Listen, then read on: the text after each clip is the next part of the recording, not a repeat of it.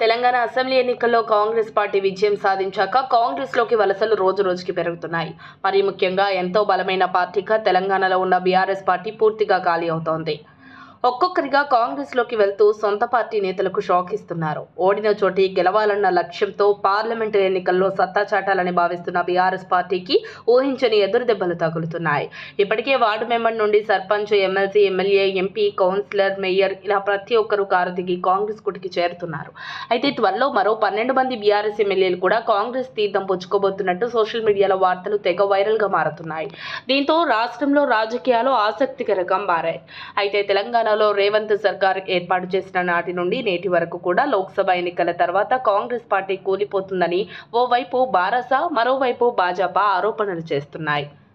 ఇక ఇలాంటి సందర్భంలో కూడా కాంగ్రెస్ అధినాయకత్వం విపక్షాల నుండి అభ్యర్థులను తమ పార్టీలోకి ఆహ్వానించే పనిలో పడ్డారట.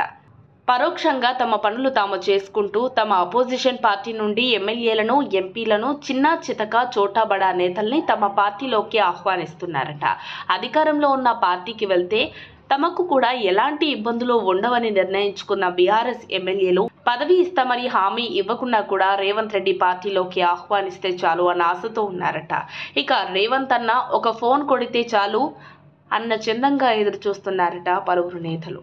దీంతో కాంగ్రెస్ అధిష్టానం మేరకు ఇప్పటికే చాలా మంది బీఆర్ఎస్ ఎమ్మెల్యేలతో కాంగ్రెస్ టచ్లోకి వెళ్ళిందట.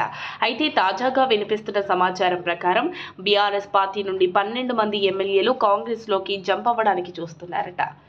మరి కారు దిగి కాంగ్రెస్ కూటికి చేరేదెవరో అధికారిక ప్రకటన వచ్చే వరకు వేచి చూడాల్సిందే అంటున్నారు విశ్లేషకులు. మొత్తం మీద గులాబీ ఎమ్మెల్యేలు కాంగ్రెస్ వైపు చూస్తుండటంతో తెలంగాణలో రాజకీయ సమీకరణాలు మారే అవకాశం ఉంది.